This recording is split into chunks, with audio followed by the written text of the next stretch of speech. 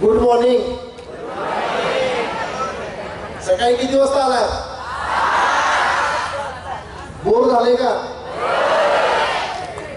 भूक लागली का? हे अरे पाठीमागच्या लोकांचा मला आवाजच येत नाही. पाठीमागचे झोप आली का?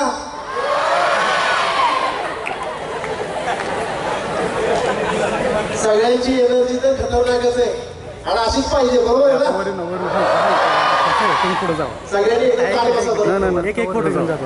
शाबाश. आता कसे सगळे चेहरे एकदम छान दिसत आहेत. नाही तर मगाशी बसला होता काहीतरी,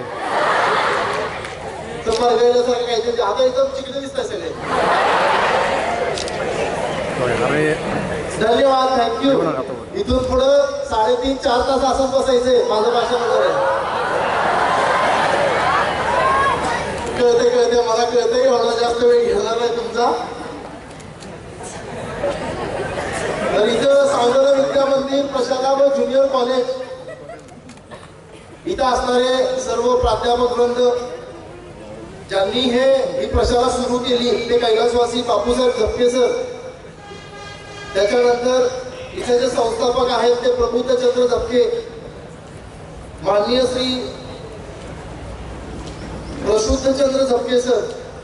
इथं असणारे कॉलेजचे शाळेचे प्राचार्य अमोल गायकवाड सर आणि सर्व प्राध्यापक आणि प्राध्यापकेतर स्टाफ, इथं असणारे पालक आणि ज्यांना इथं बक्षीस मिळाले, ज्यांना बक्षीस मिळणार आहेत ते विद्यार्थी, आणि त्याच्यापेक्षा अजून महत्वाचं की या सगळ्या प्रोसिजर मध्ये ज्यांनी भाग घेतला असे विद्यार्थी.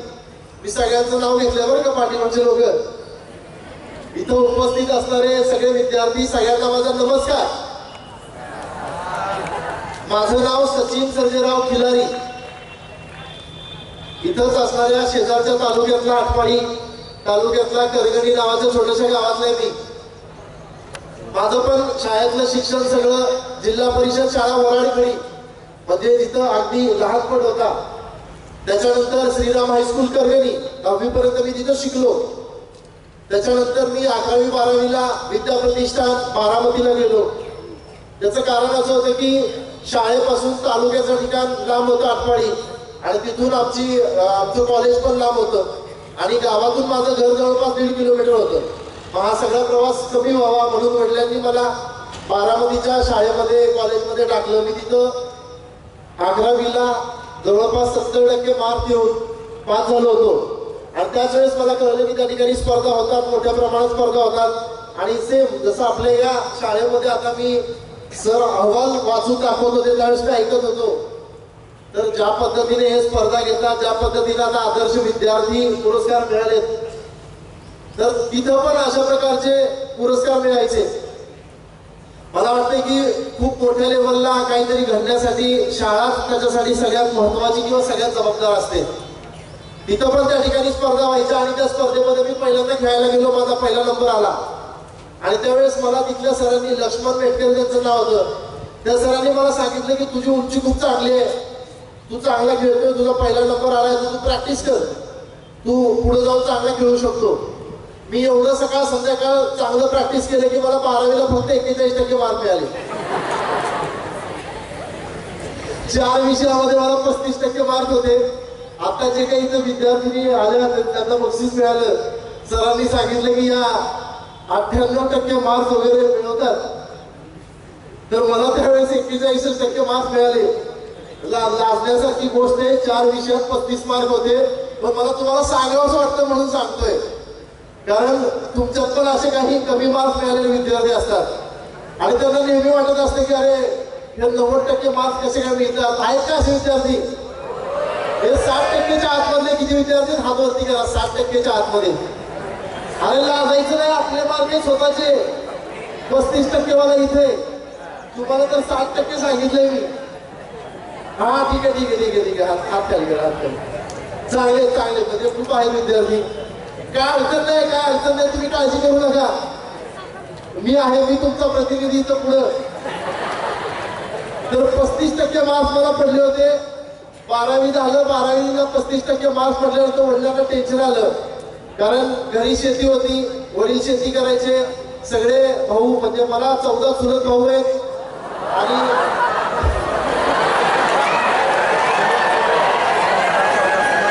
चुलत भाऊ म्हटले चुलत भाऊ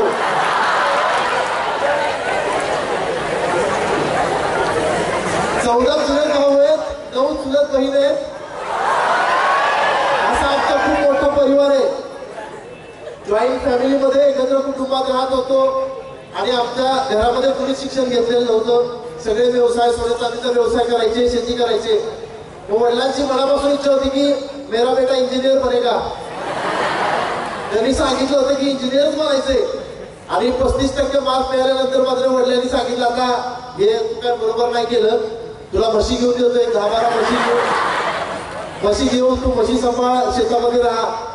ते सांगितल्यानंतर मला पण जरा टेन्शन आलं, कारण मी स्वप्न बघत होतो. बारामतीला कॉलेजला होतो, तिथनं स्वप्न बघत होतो की आता पुण्यामध्ये जायचं, पुण्यात राहायचं, तिकडं कॉलेज करायचं. आणि अचानकपणे युटर्न घेऊन वडिलांनी सांगितलं की आता तुला म्हशी घेऊन देतो. मला पण जरा टेन्शन आलं. एक महिनाभर वडिलांना समजावून सांगितलं की तुमचं पोरगं हुशार आहे. मला पण 10वीच्या पर्यंत चांगले मार्क पडत होते. 10वी पर्यंत मी पण पहिल्या दुसऱ्या तिसऱ्या टॉपरमध्ये असायचो.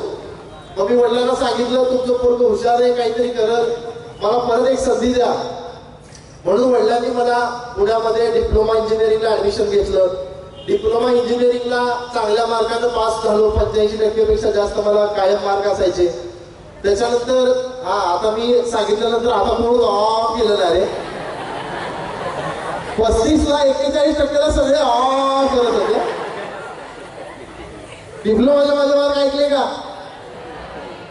आता ऐकलं नाही तुम्हाला, आता ऐकायला येणार नाही. डिप्लोमा इंजिनिअरिंगला मला 85%च्या वरती मार्क होते.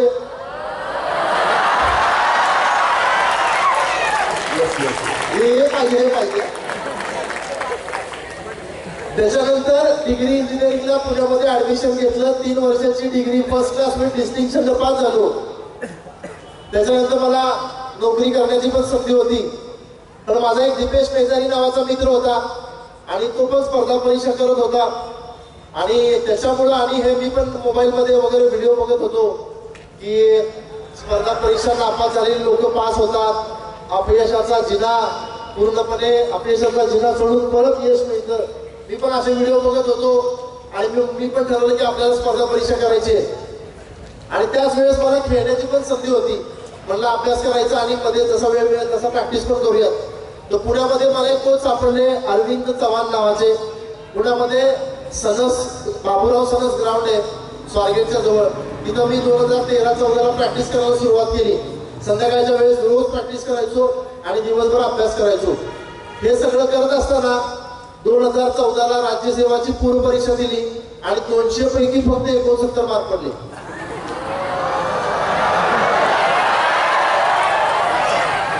आता एसटीआयचे 100 पैकी 18 पडले. 18.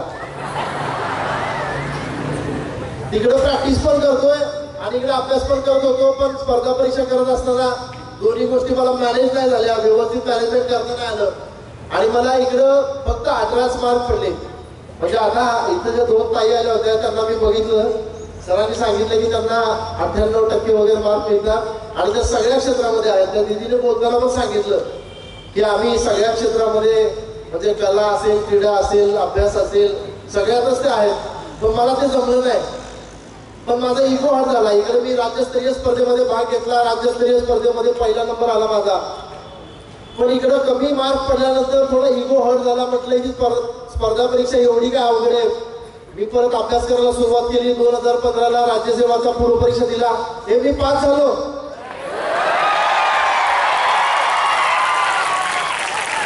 पूर्व परीक्षा पास झालो, एसटीची पूर्व परीक्षा पास झालो, असिस्टंट पूर्व परीक्षा पास झालो. पण फायनल पोस्ट काय मिळाली नाही.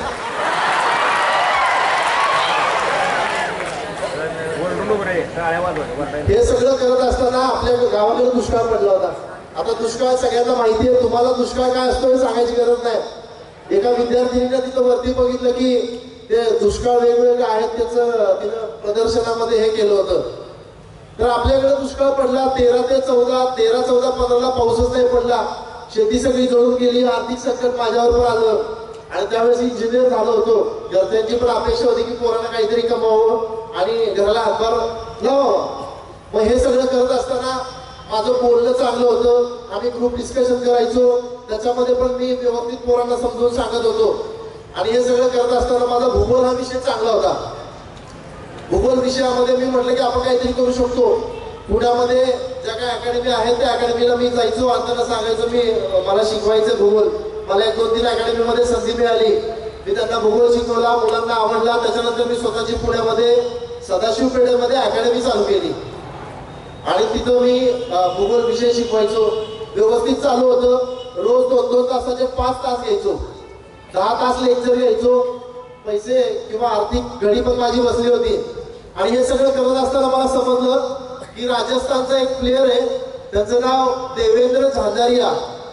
त्यांना 2 ऑलिम्पिकला मेडल आहे आणि त्या मेडलवर त्यांना भारताचा खेळातला अर्जुन पुरस्कार जो आता पाठीमागच्या वर्षी मोहम्मद शामीला मिळाला आहे. मोहम्मद शामी नाव ऐकलंय का? मला माहित होतं तुम्हाला नाव माहिती असतात म्हणून मी सांगितलं. तर मोहम्मद शामीला पुरस्कार मिळालाय, अर्जुन पुरस्कार. त्याच्यानंतर त्या देवेंद्र झांझरियांना खेलरत्न पुरस्कार मिळाला होता. त्याच्यानंतर त्यांना पद्मश्री पुरस्कार मिळाला होता आणि पद्मभूषण पुरस्कार मिळाला होता. मी म्हटलं जर खेळून एवढे पुरस्कार मिळत असतील तर आपण पण खेळामध्ये थोडंसं चांगलं आहे आणि आपण पण या पॅरा स्पर्धामध्ये खेळू शकतो. मी 2017ला पहिल्यांदा राजस्थानमध्येच नॅशनल स्पर्धा झाल्या होत्या, त्या ठिकाणी खेळायला गेलो आणि त्या ठिकाणी जे रिओ ऑलिम्पिक मधून 2016 मधून खेळायला आलेले लोक होते, त्यातल्या एका प्लेअरला मी त्या राजस्थानच्या जयपूरच्या स्पर्धेमध्ये हरवलं. आणि त्यावेळेस मला समजलं की आपल्याला याच्यामध्ये खूप मोठा स्कोप आहे. जर आपण ऑलिम्पियन प्लेअरला हरवत असेल तर संधी मोठी आहे. पण लगेच तुम्ही खेळताय चांगला आणि बाहेरच्या देशामध्ये तुम्हाला खेळण्याची संधी लगेच मिळत नाही. त्यासाठी प्रॅक्टिस करावं लागतंय. मलाही लगेच समजलं आणि मी प्रॅक्टिसला सुरुवात केली. रोज प्रॅक्टिस करायचो. 2019 आलं तरी माझी इंटरनॅशनलला सिलेक्शन होत नव्हतं आणि राष्ट्रीय स्पर्धेमध्ये ते वरच्या भागातले म्हणजे पंजाब, हरियाणा, यूपी, हिमाचल प्रदेश, राजस्थान, मध्य प्रदेश तिकडचे लोक किंवा प्लेअर या खेळामध्ये खूप चांगले आहेत. तिकडे खेळाची संस्कृती थोडी चांगली आहे. आणि मी पण आता ज्या शाळा कॉलेजमध्ये जातोय मला पण दिसतंय की आपल्या भागातले पण प्लेअर खूप चांगले करतायत. आपल्या इथंच कॉलेज शाळेतली जी मुलगी प्रतीक्षा आणि त्या 2-3 मुली मला आता ओळख करून दिली. तर प्रतीक्षा एलपले खूप चांगली मुलगी, म्हणजे आधी मला तिची ओळख झाली ज्यावेळेस ती खेळली त्यावेळेस मला भेटायला आली होती. तर अशा काही मुली आपल्या पण आहेत. मला इकडे मुलीच दिसतात सगळीकडे. पोरांनो तुम्ही आवाजातच आहे का फक्त?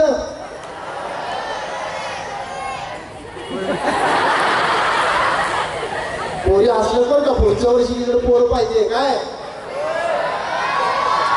तर मला पण दिसतंय की आपल्या शाळा कॉलेज मधले मुलं मुली खूप मोठ्या प्रमाणावर खेळतायत, चांगलं मोठ्या म्हणजे पुढे जात आहेत.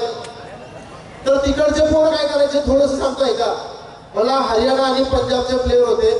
तर त्या प्लेअर सोबत काय असायचं, त्यांचा स्वतःचा कोच असायचा, त्यांचा फिजिओ असायचा आणि त्यांच्यासोबत खूप मोठे प्लेअर असायचे. त्यांची सगळी टीम त्यांच्या सोबत असल्यानंतर थोडंसं घाबरायला व्हायचं. आपल्या पोरांमध्ये काय होतं, जेव्हा आपण स्पर्धेला जातो, स्टेटला जातो, राष्ट्रीय स्पर्धेत जातो, जरा भीती वाटते की नाही?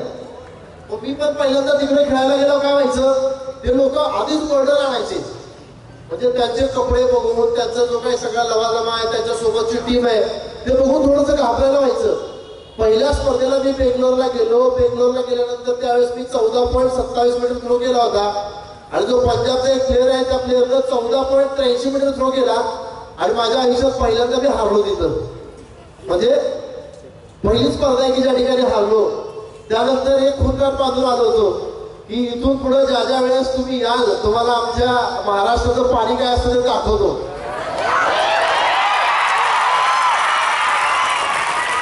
त्याच्यानंतर आमच्या 9 स्पर्धा झाल्या.